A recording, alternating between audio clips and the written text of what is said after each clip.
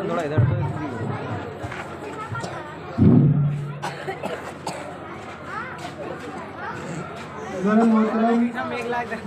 अरे वो चारों हो गया ना, तार खिंच गया है। अरे वो बता रहा चेक करिए भाई। आज का दिन जो है तो हमारे मुल्क हिंदुस्तान में एक बहुत ही महत्व और बहुत ही बड़ा दर्जा दिया गया है, जिसको हम 26 जनवरी के नाम से जानते हैं। क्या है 26 जनवरी? 26 जनवरी का मतलब ये नहीं है कि साहब 26 जनवरी की तारीख आई और हमने झंडे ऊंचे कर दिए और थोड़ा बहुत छोटा सा प्रोग्राम कर दिया। ये नहीं 26 जनवरी। 26 जनवरी की इतिहास के अंदर बहुत एक बड़ी अहमियत है जी। वो क्या है? हमने आपने सबने सुना होगा कि इस हमारे मुल्क हिंदुस्तान के ऊपर गैर लोग हुकूमत करते थे, जिनको हम अंग्रेज कहते हैं। बाहर के लोग थे और हिंदुस्तान पर ज़बरदस्ती कब्जा करके उन्होंने पूरे 100 साल हुकूमत की और इतने जुल्म किए कि इतिहास गवाही दे रहा है कि साहब बिल्कुल उनका अब जो हुकूमत है वो तो एक जमहूरी हुकूमत है, लेकिन उनके यहाँ एक शासक होता था। उनके यहाँ ये चुनाव नहीं होते थे। एक शासक होता था और वही अपने फरमान जारी करता था और उसी के कानून चलते थे। तो वो जुल्म जाती बहुत करते थे, ज़बरदस्ती जेलों में डालना, कैदियों के खून को निकालना, फौजियों के खून को दुरुस्त करना, इस तरह की बहुत बड़ी जुल्में थी। तो जब वक्त करीब आ गया तो मशवरा ये किया गया कि साहब इनके हाथ से ये मुल्क कैसे आज़ाद कराया जाए। चुनांचे हमारे बहुत बड़े हजरात जो थे हैं, उन्होंने एक प्लानिंग की और प्लानिंग के तहत इन्होंने अंग्रेज़ों के साथ बगावत कर दी और बगावत करते वो वक्त आ गया कि सन 1947 15 अगस्त सन 1947 को ये देश आज़ाद हो गया और उन लोगों ने हिंदुस्तानियों के हाथ में सौंप दिया और सौंप करके चले गए जी। इस जाके और इस पर कितनी मेहनतें हुई हैं और कितनी ताकतों का इस्तेमाल करना पड़ा है और कितनी इसमें जाने गई हैं और कितनी शहादतें हुई हैं और कितने खून बहाए गए हैं, हम आप इसका अंदाज़ा नहीं लगा सकते। यहाँ तक कि इतिहास इस बात का गवाह है कि हिंदुस्तान के पश्चिमी इलाके में कोई दरख्त ऐसा नहीं था जिसमें हमारे उलमा इकराम की लाशें न टंगी हों जी।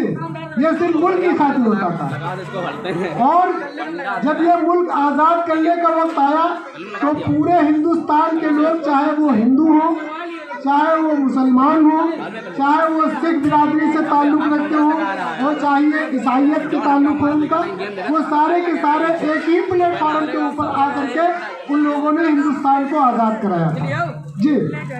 इसमें कोई बिरादरी कोई कौम अलग नहीं रही, सारी बिरादरी और सारी कौम के लोग इसमें एक ही प्लेटफार्म पे होके और उन लोगों ने देश में आज़ादी का झंडा कायम किया और देश को आज़ाद कराया।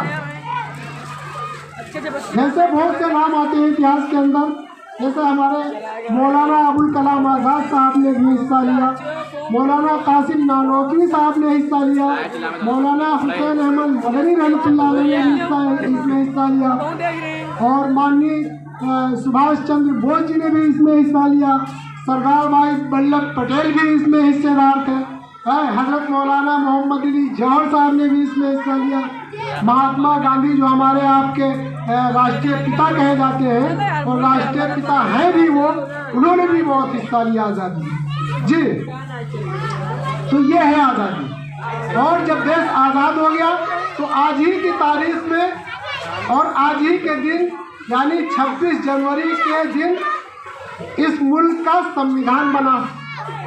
संविधान यानी उसूल और कानून बनाए गए कि साहब यह देश जो है वो आज़ाद हो गया है, लेकिन इसको चलाया कैसे जाएगा। उसके लिए हमारे बाबा भीमराव अंबेडकर साहब ने एक संविधान लिखा जो आज तक कायम है, और जब तक हिंदुस्तान मुल्क कायम रहेगा तब तक ये संविधान इंशाअल्लाह कायम रहेगा और चलता रहेगा। क्या है संविधान? जिस तरीके से इसको चलाना है, इसमें हुकूमत कायम करना है, इसमें कानून नाफिज करना है मुजरिम को कितनी सज़ा देना है, अदालत कैसे चलनी है, सारा संविधान उन्होंने हिंदुस्तान के चलाने के लिए उन्होंने लिख दिया।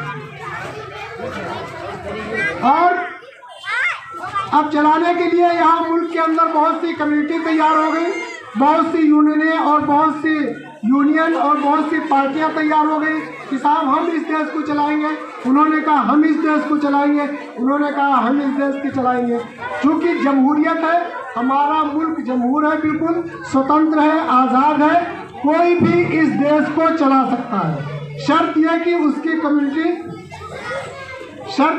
उसकी कम्युनिटी और उनकी यूनियन मजबूत हो।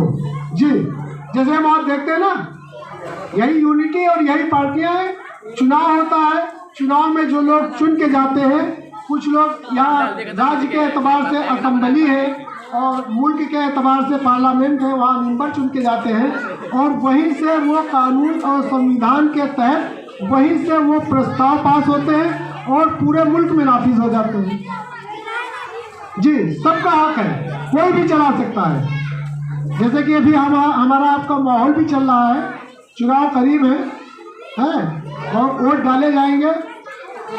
तो मकसद कहने का ये है कि इस मुल्क को चलाने के लिए बिल्कुल सही, सालिम और बिल्कुल इंसाफ परस्त इंसान होना चाहिए।